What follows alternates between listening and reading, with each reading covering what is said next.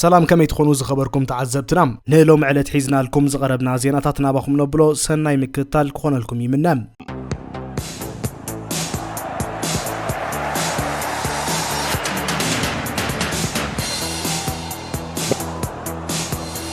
توتنهام هوتسبير 7 بسنبادن سقاتن اتيات ركب زاناي سمين لندن كلب ابتمس كريستال بالاس جبرتو صوتا تخلخلاي زخله ميكي فان ديفنات كاي بالاس اسماعيل سارا وشتي صندوق دحر مسحابو نولقو قيح كار نخلبو دما فصوم كلا يعديو ملكات صوتا كغير كيلوم እዚ ድማ ድሕርቲ ዝሓለፈ ወርሒ ክሪስቲያን ሮሜሮ ምስ ማንቸስተር ዩናይትድ ኣብ ዝነበረ ጾታ ቀይሕ ካርት ተቀቢሉ ካብ ጾታ መፍናው ቫን ደቨን ሓለቃ ጋንታ ኮይኑ ኣብ ዝግጥም ኣብ ዝተሰለፈሉ እዋን ብምግጣሙ ኣደንጻዊ ይገብሮም ቶተንሃም ኣብ ጾታ በየርገን ስትራንድ ላርሰን ካልእ ሸቶ ምስ ተመዝገበታ ተስፋ ብምቁራጽ ብቀሊሉ ኢዳኽትብ ተራያ ኢስማኤል አሳር ድማ ካልእ ሸቶ ብምምዝጋብ ንውጽኢት 3-1 ቀይርዎም በዚ ዝተባሳጨው ደገፍት ስፐርስ ጾታ ገና ከይተወደአ ሜዳ ክለቦም ገዲፎም ክወጹ ተራያም በተቀድሞ ሰሙና ጥራይ ቶማስ ፍራንክ ተኪዩዝ መጻ ሓድሽ አሰልጣኒ ኢጎር ቱዶር ኣብ ዝመርሕን 3 ጾታታት ኣብ ኩለን ተሳዒሩሎም እታ ጋንታ ድማ ኣብ ዝሓዳስ ዓመት ሓንቲ ዓወት እኳ ከተመዝግባ ይካለትን ዘላም ናከቲ ቶተንሃም ደገፍታን ዝያዳ ዘስግእ ዘሎም ሒዛቶ ዘላ ደረጃ ዘይኮነ ተጻውታ ዘርእይዎ ዘሎ ሙሉ ተስፋ መቁራጽን ጉለት ነብሰ ምትእማንዩ ካብ ወርሒ ታሕሳስ ጀሚራ ብሊግ ዓወት ዘይረኸበ ዘላ ስፐርስ ኣብ ዝሓለፉ 5 ወርሕ ካብ ዝተኻየዱ 20 ጾታታት 12 ነጥቢ ጥራይ ክትእክብ ኪላ ዘላም እዚ ድማ ብደገፍታ ዝያዳ ስጋት ክፈጥር ኪሉ ዘሎም አንጻር ፓላስ ኣብ ትገጥመሉ ዝነበረት እዋን ኣብቲ ስታዲየም ዝነበረ ሃዋሁ በጭንቀት ዝተዋሕጠ ኮይኑ ተጻወቲ ቶተንሃም ድማ ነቲ ጸቕጢ ክጻወር ወይ ተራዩን ወላኳ ኣብ ካልኣይ ብረናይ ጾታ ካብቲ ግጥም ነጥቢ ሒዞም ንኽወጹ ተጻወቲ ዘኽለብ ገለናይ ቃልሲ መንፈስን ተራዩ ቱዶር ነቲ ፈጥራው ተጻወታይ ዘኽለብ ሆላንዳዊ ጃቪ ሲመንስ ክሳብ መበል 74 ደቂቃ ወንበር ተቐየርቲ ኮፍ ከብሎም ምምራጹ ንብዙሓት ዘገረመ ውሳኔ ዝሰልጣን ነይሩ ቶተንሃም ኣብ ዛውቅቲ 4 ቀይሕ ካርድ ብምቕባላ በቸልሲ ተበሊጻ ምስ ኤቨርተን ተማዓራርያ ትርከባላ ዝቕጽል ጾታ ፕሪሚየር ሊግ ዘኽለብ ኣብ አንፊልድ ብምዃኑ ደገፍቲ ካብ ዛንጻር ፓላስ ዝተረኣየ ዝበለጸ ቃልስን ወሳኒ ለውጥን ክጽበዮም ምምላስ ዘኽለብ ናብ ታሕተዋይ ሊግ ጋህዲ ክኸውን ተኽኢሉ ኣብ ታኽለብ ቀጺሎም ክስዕቡ ዝኽእሉ ፍጻሜታት እንታይ ክመስሉ ይኽእሉ ዝብል እቶም ቀንዲ ክዝተየሎም ዘለዎም መሰረታውያን ነገራት ኮይኖም ይርከቡ ሓንቲ ካብተን ሃብታማት ዝበሃላ 6 ክለባት ፕሪሚየር ሊግ ናብ ታሕተዋይ ሊግ ክትወርድ ምርኣይ ምስቲ ዘለዎ ዓቢ ቁጠባዊ ዓቕሚ ዘይሕሰብ ፍጻሜ ነይሩ እንተኾነ ግን ቶተንሃም 9 ጾታታት ጥራይ ተሪፍዋ ከሎም ካብ ዞባ ተመለስቲ ብሓንቲ ነጥቢ ጥራይ ርሒቓ ትርከብ ተሪዮ ዘላ ድኹም ብቓድ ድማ እቲ ዘይሕሰብ ዝነበረ ስጋት ጭቡጥ ክኸውን ከም ዝኽእል ኣንፈት ሂቡ ይርከብ ስለዚ ቶተንሃም ናብ ታሕተዋይ ሊግ እንተወሪዳ እንታይ ዓይነት ፋይናንሳዊ ዕንወት ክበጽሓ ይኽእል ናይ ስፖርት ቁጠባ ተንታኒ ኪራን ማጓየር ከም ዝገለጾም ንከም ቶተንሃም ዝኣመሰለት ዓቢ ሕልምን ቁጠባን ዘለዋ ክለብ ምውራድ ማለት ስፖርታዊ ውድቀት ጥራይ ዘይኮነ ንነዊሕ ዓመታት ዝጸንሕ ናይ ቁጠባ ቅሉላውን ይብል በመሰረት ጸብጻብ ቢቢሲ ስፖርት ቶተንሃም ናብ ቻምፒየንሺፕ እንተወሪዳ ዓመታዊ ቶታ ብ261 ሚልዮን ፓውንድ ክጎድል ይኽእል እዩ እዚ ኽሳራ እዚ ካብ ዝተፈላለዩ ምንጭታት እዩ ዝመጽእ በተቀዳማይ ቲኬት ኮይኑ ዝሓለፈ ዓመት 130 ሚልዮን ፓውንድ ካብ ቲኬት ዘእተው ቶተንሃም ኣብ ታሕተዋይ ሊግ ዓዲ እንግሊዝ ከም ቀደማና ሓንቲ ቲኬት ብገምጋም 76 ፓውንድ ክሸጣ ይትኽእልኒያ ቀጺሉ ዝስወራታው ድማ ብመንገዲ መሰል ፈነወት ረኽቦ ዝነበረት ክፍሊት ናብ ታሕቲ ሊግ ምስትወርድ እትኻ ፕሪሚየር ሊግን ቻምፒየንስ ሊግን ትረኽቦ ዝነበረት ናይ ቴሌቪዥን ክፍሊት ሙሉእ ብሙሉእ ክቋረጽ እዩ ቀጺላውን ብንግዳዊ ስምምዓት ካብ ከም በዓል ናይክን AIN ትረኽቦ ዝነበረት ኣታዊ ብሰንኪ ኣብ ስምምዓት ዘሎ ናይ ምውራድ ዓንቀጽ እቲ ዝኽፈላ ዝነበረ መጠን ገንዘብ ኣዝዩ ክቕንስ እዩ ብወገን ወጻኢታት ክረአ ከሎ ድማ ተጻወቲ ቶተንሃም ውዕሎም ናብ ታሕተዋይ ደረጃ ምስ ዝወርዱ ደሞዞም ብ50 ሚታዊት ክጎድል ብዝፈረመ ስምምዕ መሰረት ፍርቂ ክፍሊቶም ክስእንዮም ማለት እዩ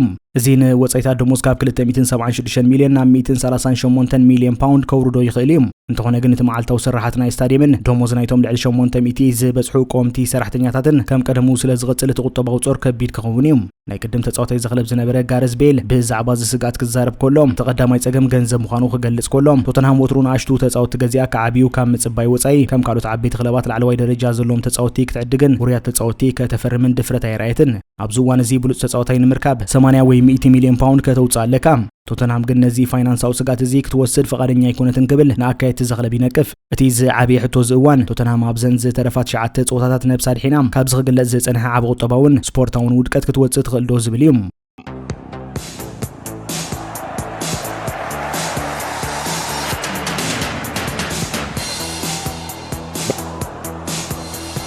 ባርሴሎና ሁሊያን አልቫሬዝ ኣብ ዝመጽእ ኽራማት ናብ ሜዳ ካምፕ ኑ ንምስጋር ዓቕሚ ከም ዘለዋ ብምትእማን ምስ ኣርሰናል ዝተጻወታያ መፍራም ዝግበር ዘሎ ውድድር መርሒት ኮይና ከም ዘላ ይሕበር እዚ ወዲ 26 ዓመት ኣርጀንቲናዊ ጥቃይ ኣብ ባርሴሎና ንገዲም ፖላንዳዊ ጥቃይ ሮበርት ሌዋንዶውስኪ ክትክእ ዝኽእል ብሉጽ ኣማራጺ ኮይኑ ከም ዘሎ ይንገር ማዕከን ዜና ስፖርት ዘኣትሌቲክ ከም ትሕብሮ ዘላ እንተኾይኑ ባርሴሎና ንኣልቫሬዝ ንምፍራም ዝኽእላ ፋይናንሳዊ ዓቕሚ ከም ዘለዋን እቲ ተጻዋታይ እውን ናብዛ ስፓኛዊት ክለብ ንምግዓዝ ፍሉይ ድሌት ከም ዘለዎን ትገልጽ ኣልቫሬዝ ኣብ 2024 ካብ ማንቸስተር ሲቲ ናብ ኣትሌቲኮ ማድሪድ ብ82 2 ሚልዮን ፓውንድ ከም ዝተሰጋገረ ይዝከር ኣብዚ ዋን ድማ አትሌቲኮ ተመሳሳሊ ዋጋ ነስተጻውታይ ክትሓተሉ ምዃና ተጽቢት ይግበር ናይ ሰሜን ለንደን ክለብ አርሰናል ንአልቫሬዝ ናብ ዘኽለብ ካብ ከተሰጋግሮም መዲባ ዘላ ተጻውት ጌራ አጽያቶ እኳ ተጸንሐት ቀዳምነት ሂባ ከተፈርሞ ግና ጸጋሚ ክኸውን ከም ዝኽእል ይንገር ምክንያቱ አርሰናል ዝሓለፈ ዓመት ቪክቶር ጊዮክረስ ብ63 ሚልዮን ፓውንድ ካብ ስፖርቲንግ ሊዝበን ድሕሪ ምፍራማ ዘሽወደን አውጥቃይ ኣብ ዓመት ስፖርት ኣብ ኩሉ ውድድራት 20 ሸቶታት ከመዝግብ ተቃሪቡ ይርከብ ብአንጻሩ አልቫሬዝ ኣብ አትሌቲኮ ማድሪድ ሎም ዓመት ኣብ 39 ጾታታት 14 ሸቶታትን 6 ናይ ሸቶ ቀረብን ጥራዩ ኣቁፂሩ ዘሎም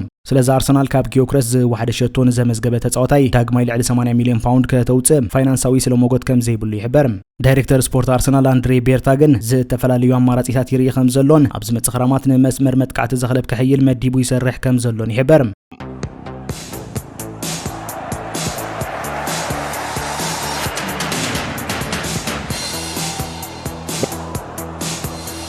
ዋንጫ አፍሪካ ደቂ ኣንስትዮ 2026 ኣብ ሞሮኮ ንምክያድ 12 መዓልታት ጥራይ ተሪፎና ሃለወ ብሃንደበት ከም ዝተናውሐ ተሓቢሩ ፌደሬሽን ኩዕሶ እግሪ አፍሪካ ካፍ 50 ኣብ ዘውጾ መግለጺ ብሰንኪ ዘይተጸበነ ኩነታት ኢሉ ብዝገለጾ ምኽንያት እቲ ውድድር ናብ ወር ሐምለ ከም ዝተመሓላለፈ ፍሊጡ እዚ ካብ 17 መጋቢት ክሳብ 3 ሚያዝያ ክካየድ ተወጢኑ ዝነበረ ውድድር ነቲ ኣብ 2027 ኣብ ብራዚል ዝካየድ ናይ ዋንጫ ዓለም ደቂ ኣንስትዮ ከም መጻረይ እውን ዘገልግል ብምዃኑ ኣዝዩ ኣገዳሲ እዩ ሞሮኮ ተኸታታሊ ሳልሳይ ግዜ ነዚ ውድድር ንምድላው ትሸባሸብ እኳ እንተነበረት ኣብ ዝሓለፉ ሰሙናት ግን ሃገር ነቲ ውድድር ናይ ምስንድ ኣድሌት ከም ዘይብላ ዝገልጹ ወረታት ክናፈሱ ጸኒሖም እዮም እዚ ጠርጣረታት ዝበረኸ ድማ ድሕሪት ኣብ ሞሮኮ ዝተኻየደ ኣብ ናይ 2025 ናይ ፍጻሜ ጾታ ዋንጫ አፍሪካ ዘጋጠመ ናይ ጸጥታዊ ስጋትን ዝተሓላለኸ ኩነታትን ምዃኑ ይንገር ብፍላይ ኣብቲ ግዜቲ ተጻወቲ ሴኔጋል ጾታ ረጊጾም ካብ ሜዳ ክወጹ ብዝተራእይዎ ንምስሊ ዝውድድር ብኸቢድ ጸሊዎም ምንባር ይዝከር ካፍ ነዚ ውሳኔ እዚ ድሕሪ ምትሕላፉ እውት ውድድር ንምክያድ ዝብል ምኽንያት ይብሉሎም ብመሰረት እዚ ሓድሽ መደብ ድማ እዚ ውድድር ካብ 25 ሐምለ ክሳብ 16 ነሐሴ 2026 ክካየድ እዩ ይኹን እምበር እቲ ውድድር ኣብ ሞሮኮ ክቕጽል ድዩ ወይስ ናብ ካልእ ሃገር ክሰጋገር ካብቲ ፌደሬሽን ዝተዋህበ ንጹር ሓበሬታ የለን እዚ ተደጋጋሚ ምስጋር ግዜያት ውድድር ካፍ ንዕቤት ኩዕሶ እግሪ ደቂ ኣንስትዮ ዘለዎ ተወፋይነት ኣብ ምልክት ሕቶ የእትሎም ኣብ ዝሓለፉ ዓመታት እውን ብሰንኪ ዝተፈላልዩ ምኽንያታት ከም ኮቪድ-19ን ምስ ኦሎምፒክ ዝተጋጨወ ግዜያትን ውድድራት ደቂ ኣንስትዮ ክስረዙን ክናውሑን ጸኒሖም እዮም እዚ ናይ ሕጂ ምስጋር ድማ ውሽጢ 14 ወርሕ ንኻልኣይ ግዜ ብሓጺር መጠንቀቕታ ዝተገብረ ናይ ግዜ ለውጢ እዩ ኣቐድማ ኣቢሉ ካፍ ነዚ ውድድር ኣብ 2024 ኣብ ኬንያ ታንዛንያን ዩጋንዳን ክካየድ ሒደት መዓልታት ተሪፎና ሃለወ ናይ መሳለጥያታት ሕጽረት ኣሎ ብዝብል ምኽንያት ኣናዊሕዎ ከም ዝነበረ ዝዝከር እዩ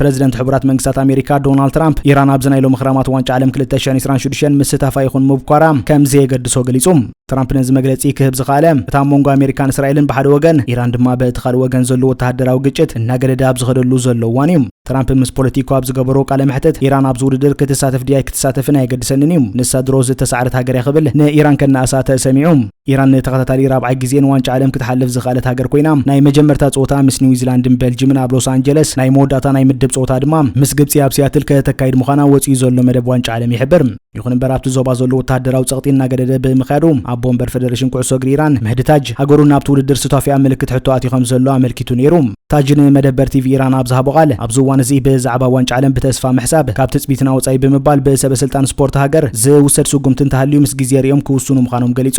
ብወገኑ ናይ ፊፋ ዋና ጸሓፊ ማቲያስ ግራፍስትሮም ብሰንበት ኣብ ዝሃቦ ቃል ቀንዲ ሸቶና ኩለን ሃገራት ዝሳተፋሉ ድሕነቱ ዝሓለወ ዋንጫ ዓለም ንምክያድ ይኽብል መርገጽቲ ኣህጉራዊ ትካል ገሊጹ ነይሩ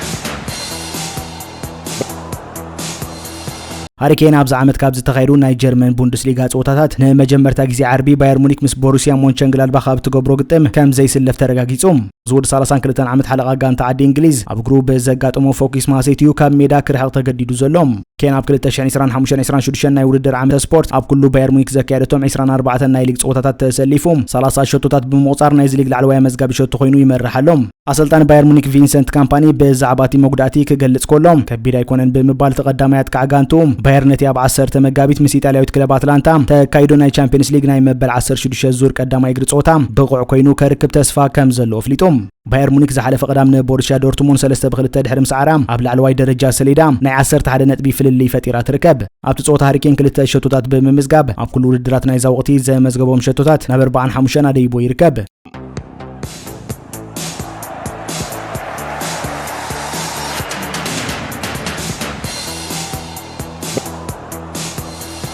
ሓጸርቲ ዜናታት ስፖርት ኤሊዮት ኣንደርሰን ንኽልተ ክለባት ማንቸስተር ኣብ ከቢድ ውድድር የእትይወን ከም ዘሎ ተገሊጹ። እዚ ወዲ 23 ዓመታት ከፋፋል ፎረስት ናብ ማንቸስተር ዩናይትድ ካብ ምኻድ ናብ ማንቸስተር ሲቲ ክጽምበር ከም ዝመርጽ እውን ተገሊጹ። እንተኾነ ክለቡ ኖቲንግሃም ፎረስት ነቲ ተጻዋታይ ልዕሊ 70 ሚልዮን ፓውንድ ከም ትትምኖ ብምግላጹ ምስጋር እዚ ተጻዋታይ ክኸብድ ከም ዝኽእል ይግለጽ።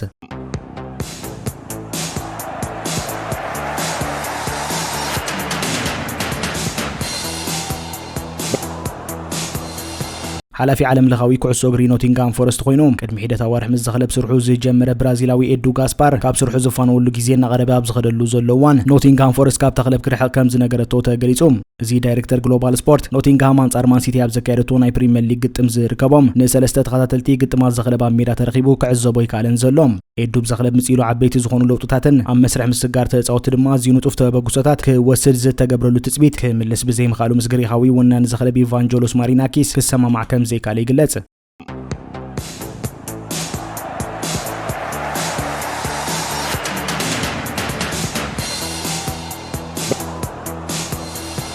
ገዲም ተጻዋታይ ክለብ ቶተንሃም ነበር ግለን ሆድል ኣብ ዝዋን ኣብ ዓብዪ ቅልውላው ንትርከብ ዘላ ናይ ቅድም ጋንቱ ምስ ካልእ ናይ ቅድም መጻወቱ ብምዃን ከም ተሓጋጋዚ ኣሰልጣኒ ኮይኑ ናብ ዘኽለብ ንምምላስ ድሌት ከም ዘለዎ ኣመልኪቱ ክትብል ጋዜጣ ዘሳን ሓቢራ።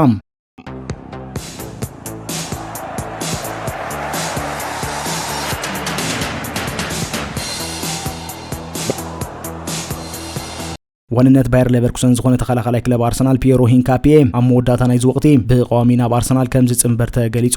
ብዘይካዛ ኣርሰናል ኣብ ዝመጽእ ናይ ክራማት ዕዳጋ ካብቶም ቆምቲ ተጻወታ ሓደ ክሸይጥ ከም ትኽእል ተሓቢሩ። ካብቶም ክሸይጡ ዝኽእሉ ተጻወቲ ድማ ማርቲን ኦዲጋርድን ጋብሪኤል ማርቲኔልን ከም ኣማራጺ ተሓሲቦም ከም ዘለዉ ተገሊጹ ትብል ማዕከን ዜና ቴሌግራፍ።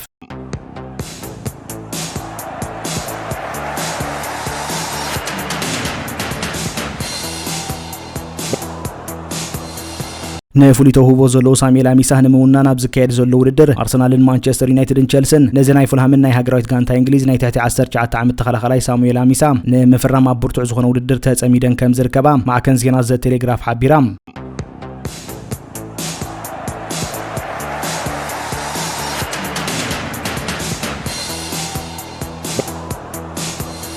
ናይ ቅድም ወናኒ ክለብ ኒውካስል ዝነበረ ማይክ ኣሽሊ ነታ ቁጠባዊ ጸገም ወሪቓ ዘላ ሼፊልድ ዌንስዴይ ንምዕዳግ ዘቕረቦ ሕቶ ዳግማይ ኣመሓይሹ ኣብ ውሽጢ 24 ሰዓታት ከቕርብ ትጽቢት ይግበር። እዚ ወናኒ ኣቐዲሙ ንሼፊልድ ዌንስዴይ ክዕድግ ናይ 20 ሚልዮን ፓውንድ ሕቶ ኣቕሪቡ ሕቱ ተነጺጉ ምንባር ይዝከር።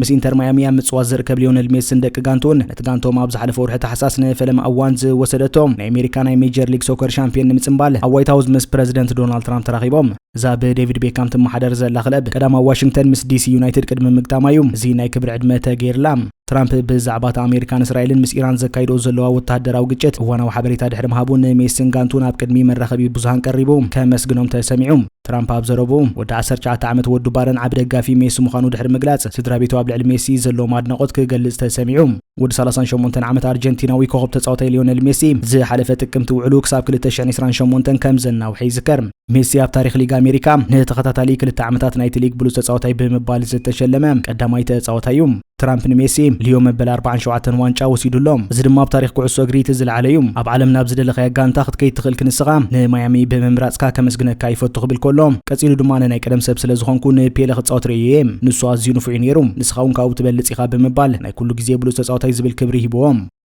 ዝኸበርኩም ተዓዘብትና ሎም ዝበልናዮም ዜናታት ነዚ ይመስሉ። ኣብ ቀጻሊ ብተመሳሳሊ መደባት ክሳብ ንራኸብ ሰላም ጥዕናን ንኹልናም።